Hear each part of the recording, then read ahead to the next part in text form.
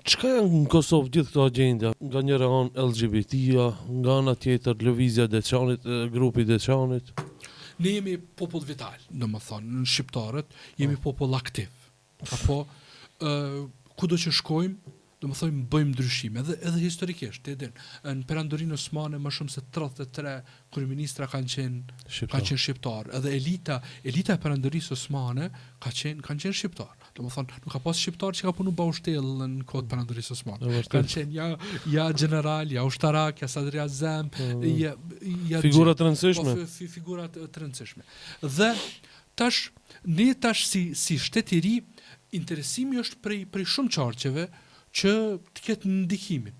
Dikush synon që të ketë ndikimin përmes ideologjive të caktuara, kulturës, orientimit, majtizmit, këtyre agjendave që të ketë kontrollin. Po se përket lëvizjes Deçanit, tashmë u bë qartë që piknisin e ka prej Serbisë, synon me përça, domethënë popullin shqiptar. Edhe para mendo, a mundesh mja larguti Serbit ortodoksin prej kombit? Kur s'dodhe jo.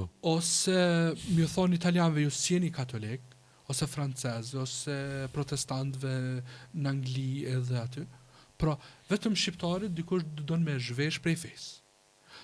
Në atë moment kur e zhvesh prej fesë, është për qëllim prej islamit, pastaj mund ta dërgosh ku dush. O e dërgon nepshe, o e dërgon besime në orientime tjera, edhe këtu është qëllimi. Qëllimi është përçamja, ja hub orientimin, edhe pastaj e ke nën kontroll. Jo, grupi i Deçanit sipas meje ka më marrë mend histori se në popullin shqiptar për herë të parë u ka paraqit një grup anti-islam. Po. Ndërsa kur deri më tash nuk ka grup anti-krishter. Ja, absolutisht. Shkona për xhamia, kur nuk ka në iniciativë, hajde ta bëjmë një grup anti-krishter. Edhe pse në emër të Krishtit na kanë vrarë, na kanë masakru. Po.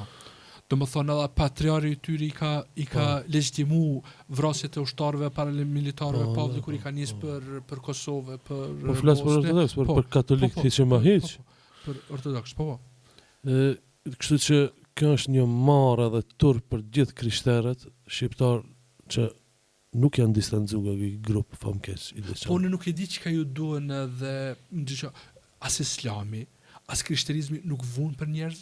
Po, si janë 2 miliard kanë pjesëtar. Po, nuk është që një plus edhe çka duhen ty ata të cilët janë hipokrit. Po, që vinë për shkak të përfitimi material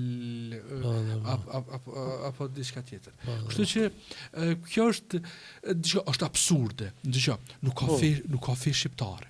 Po, absurditet. Ka shqiptar e që domethënë Islami e ka rujt për gjatë historisë, edhe ka mbrojt për gjatë historisë, edhe vetëm dobi ka pas kombi prej fesë islam. Kështu që diçka e dështuar në nonsens. Po. Po mediat po hapin hapësirë. Po hapin hapësirë mediat. Po hali. Po mediat, domethënë mediat nuk kanë rol konstruktiv, edhe mediat janë shkaktare edhe çrregullimeve psiqike, si kishte debatet. Domethënë njerëz pa kur far kulture, pa kur far edukate, nuk din me debatu siç duhet. Ti don me kuptu diçka rreth një teme.